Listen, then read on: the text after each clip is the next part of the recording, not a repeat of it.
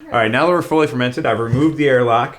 That's going to allow enough air in that's not going to create a vacuum inside it, but we don't need to take the lid off. So I know the lid's a pain in the rear end to get off. You don't need to take it off at all.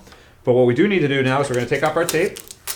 We're going to go ahead and we are going to rotate our spigot down. And what I like to do is I like to have a bucket here, just to catch anything extra. You can use a bucket, you could use a towel, any number of different things. All right, so I'm all set up. So I've rotated my spigot down. I haven't turned it on yet. That's important. I don't want to actually open the spigot yet and let beer go into there. This has been sitting in your fermentation area, which could have been your basement, your garage, somewhere, for quite some time. And we want to make sure that we get that nice and sanitary before we go ahead and put beer inside of it. So I'm going to grab the one that's marked on the top here, and it's going to be full, nearly full with sanitizer. The rest are only going to have a little bit.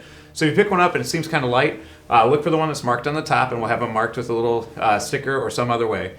And that's going to be the one that's full of sanitizer. So what we're going to do with that first is we're actually going to lower, this is our bottling wand, and we're going to just dip it in there.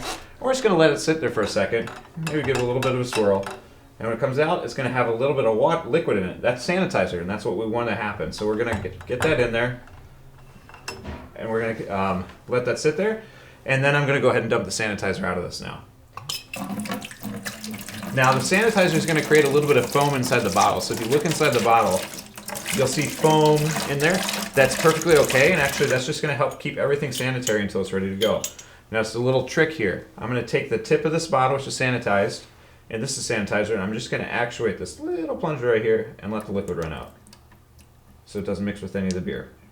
All right, so now that's out. I've got a sanitized bottle, I've got a sanitized wand.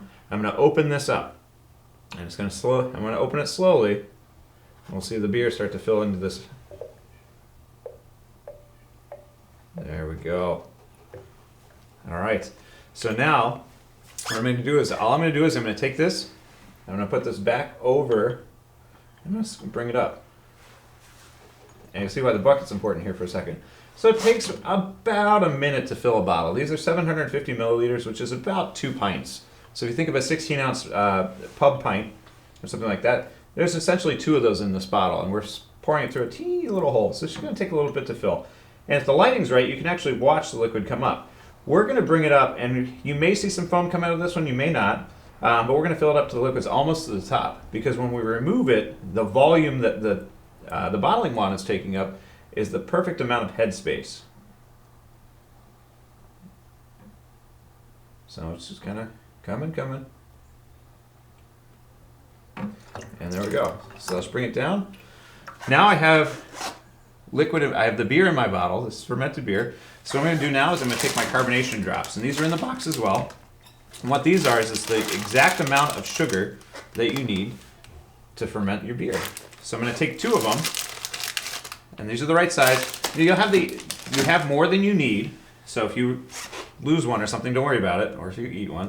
But they'll fit right down the neck of the bottle. Just drop 2 in, put the cap back on, and that is a bottle of beer that's now going to ferment for you.